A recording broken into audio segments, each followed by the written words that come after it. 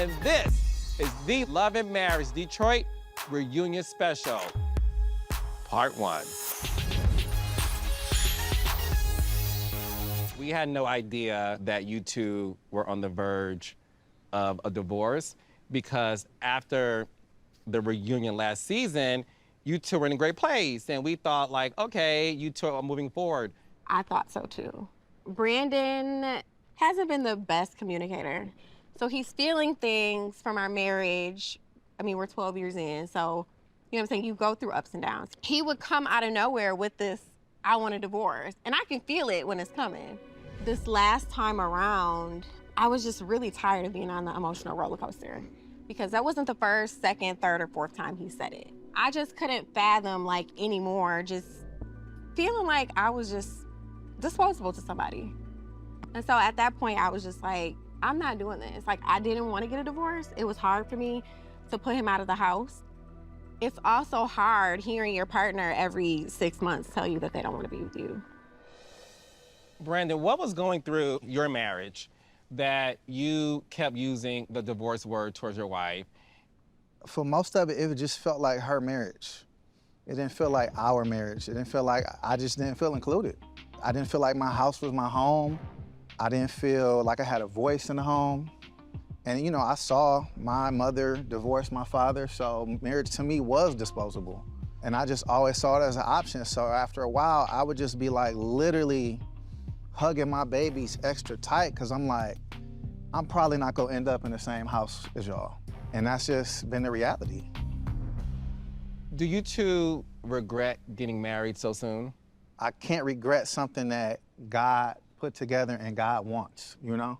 But I do, we both literally said this year one that if we wouldn't have got married so quick, we probably wouldn't have never got married. If we would have actually dated for real, like discovering all of our differences and how we saw the world so differently, probably wouldn't have got married. Kolby, last season, you made a statement that Christina puts on for the cameras.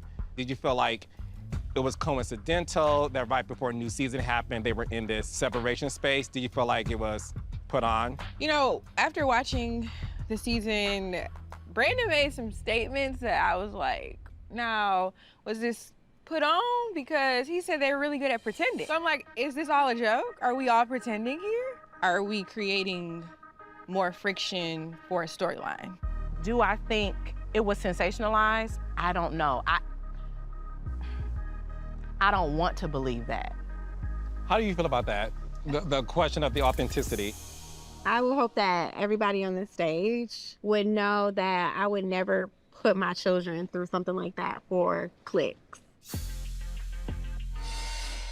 I'm not trying to pretend I'm going through something like that because there's people out here who really go through hard things. Unfortunately, I'm one of those women. My life is just what it is. Sometimes it's super fabulous, sometimes it's super ugly, and it is what it is. I'm real, I'm authentic, I'm genuine. And at this point, it's disappointing to hear that you guys would even consider that I would fake a storyline in my marriage and in front of my children. Well, let's say this. I said that, and I think we all said, we think that there has been something there. Absolutely. For sure. I get that, but you also are saying, because that's evident to the world. Yeah. But to also on the same note say, it's very possible that they are, and you can't even give a no. Like, that is kind of hurtful. Well, I'm just going based off of what was said at the beginning. Brandon said out of his mouth that we're good at pretending. I said we know how to play house, meaning when stuff isn't wrong, just like y'all, a lot of y'all in season one. When stuff is really going wrong, you just not really showing the whole picture. Yeah. That's what a lot of people do. I know that we did, and in the conversations we've had, Brandon, I don't think Brandon would do that because we had conversations before the show. He don't want to show this stuff. He don't focus on that. Yes, they could be absolutely going through these things. This is fact, this is real. Can we put on a little bit extra for the camera? Sure, but I don't Do you feel like you put on extra for the cameras? Oh, absolutely. That's what we do, we entertain, right? At the end of the day, it's a show. So do I think their issues are fake? No, I don't. Can it be a little extra? Maybe, but Christina's a little extra. Like that's. I am extra, Yeah. and that's natural. Yeah. I don't have to put on. But no, My I'm just life saying, is just, I'm a big Yeah. person, and Yeah. I'm never gonna be like a little dog But that's in what I'm any saying. I'm aspect not- of my life. I'm not So if I saying come that off it's not big, real. and if my life Yeah. has stuff that's going on and it's Yeah. relatable and people love it and it gets a lot of airtime, then that's just what it is. There's a lot of people out there that are hurting and going through really tough marriages. What makes you And get God emotional? is using us to show that you can get through this stuff. Like, I don't want to go through this. I don't want to be in a platform showing this hurt that I'm going through with my husband. That's lightweight embarrassing. It's high-key embarrassing. You know what I'm saying? But I'm here, and I know that there's ministry in me. And if I have to go through it so other people out there can know that you can get to the other side of it, then use me, God. But I'm never going to be on here being fake. Keita, one of the conversations you guys had that touched all of us was when you spoke about your father and your father passing away when you were a very young girl. Yes. I think that me losing my father definitely makes me a little bit more protective over him. Because I just know how it felt growing up without a father. And I would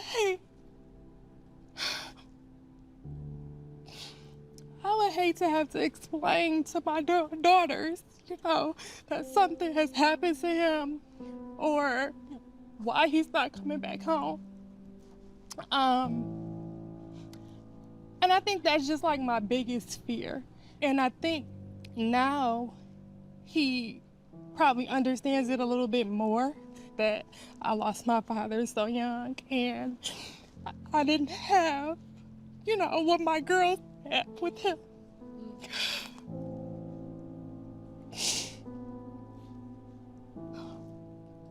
Bravo, you mentioned to Brenda that you didn't know she felt this way until recently. Did you know about all of this? No, I think the dynamics between our relationship is, I want to say we live a perfect relationship. It's not perfect. We have disagreements. I want to say that what perfection is to me is our relationship.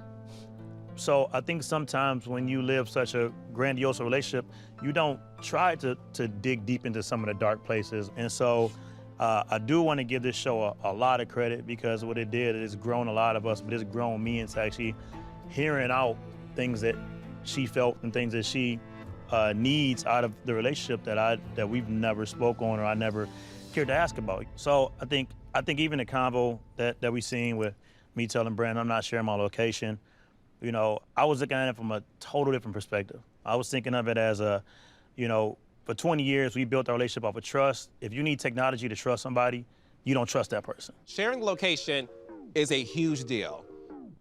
I ain't doing that. So I applaud you for doing that. I'm also not married. Yeah. So, but you know, I don't know too many men who haven't done it for 20 years be so willingly to do it. And I will give you credit for that. And I think for the two of you, just continue taking those baby steps, because there's not a lot of Keitas in this world. 100%. And you don't want to be in a situation to where your ambition, you know, comes before your marriage. 100%. It's taboo to say, I want a girl, I want a boy. The common answer is, I want a healthy baby, which of course is the most important thing. So I want to give you all the props in the world for just being honest, that a lot of women, you know, are afraid to even echo that. Gender disappointment is a real thing. It is. In my heart, it wasn't about having another girl. I wanted to be 2 and done. I wanted 2 children. That's what I wanted. I love my husband to death, and I know my husband wants a son. And now I'm sitting here tossing and turning with my emotions like, dang, I gotta go through labor and, you know, this whole experience again. Don't get me wrong, like, children are beautiful, but it is so much on your body. Yes. And I feel like my first pregnancy, I lost myself completely after I had Kendall. And like, I worked hard to build myself back up. So that's where that pain comes from, of me wanting a boy. I want to give my husband a son, but I'm like, dang, like, I just don't really know if I want to go through this again. Listen, I tell people all the time, women are the superheroes of the world, right? The important part of you telling that story is the fact that no one talks about how taxing it is to have a child. Yes. Knowing that, though, Russell, you still felt the need to say, like a quarterback, well, we're gonna get back in the game again in 6 weeks. Yeah, no, it was definitely, I wasn't considering the process of growing a body. You know, that pregnancy, I mean, 9 months. 10. 10 months. She was in pain every single day. And there was nothing outside of rubbing her back, rubbing feet that I could do about it. So it was stupid. I was an idiot. Russell. So how long can Kolby heal her body? As long as she need. As long as she won't. Yeah. Woo, that's a big step. It is so hard. And I'm trying to adopt this gentle parenting mentality. I'm trying to make sure that my child doesn't grow up, feeling like she has to heal from her childhood. But I'm also like trying to enforce respect. Like we just had a situation recently where Logan, I'm telling her to do a list of things that she don't want to do, She texted Bravo and basically was telling on me like, Mommy, I sometimes think she forgets that I'm a child. Like, what? Excuse me? Well, Lourdes, she has him and my father. I said, wait a minute, that's my daddy. I'm gonna call Papa. On you? On me. What I'm fearful of is for Kendall to try to come between our marriage in any capacity using her dad. Oh, I'm gonna go get my daddy. Because she's telling people at school, my daddy will beat you up. So like she's learning this behavior. And I think it's important for her daddy, who can do no wrong in her eyes, to enforce in her now, no, that we don't do that. Yeah, Russell, why don't you say much about, the Bible does say that first in line is the spouse. So how does it feel knowing that you're not even practicing the Bible that you study? This is the thing that I'm afraid of. I'm a guy who loves hard, but also when I get upset, I don't have like a soft button, if you will. Bingo. So I don't want to be the guy who may end up being the guy that causes trauma because of something I said or the way I responded or something like that. And sometimes that gets in the way of what I need to be in terms of a disciplinarian, and it shows up as disrespect towards my wife. And it was wrong. I should have said something. So yeah, I'm trying to do better. So has everyone met the new baby? Reach out, congratulations, all that? Let me look around the room. Yeah, everyone's except for Christina. But I wasn't expecting a congratulations. Why not? I haven't talked to Christina. You didn't reach out and say congratulations on the new baby? So I didn't know at first. I didn't get like any, hey, I had a baby, here's a picture. Well, to be fair, we didn't either. Because I knew her due date, I said, is she here yet? And then Marcel came home and said she had the baby because Russell told the guy. Yeah, because he told her. But I reached out to her just to check in on her. I didn't reach out. I didn't know anything. She posted it on Instagram. And I haven't been on there, and I didn't see her post. I sometimes feel like it's very difficult for Chris to just be the bigger person. Can I say, go ahead. No, go ahead, Toya. From the perspective of the state of Black maternal health and everything that's going on with women in general, I don't care what's going on, she had a baby. So just say, hey, yeah, congratulations on the baby. You knew. I didn't say I didn't know. I did know, and I did not reach out. Yeah, I'm saying you're not taking that accountability and say, well, yeah, sorry, I could have said something. But you didn't say, yeah, I'm sorry, I was wrong. You never say I was wrong. Latoya. You will never say I'm wrong.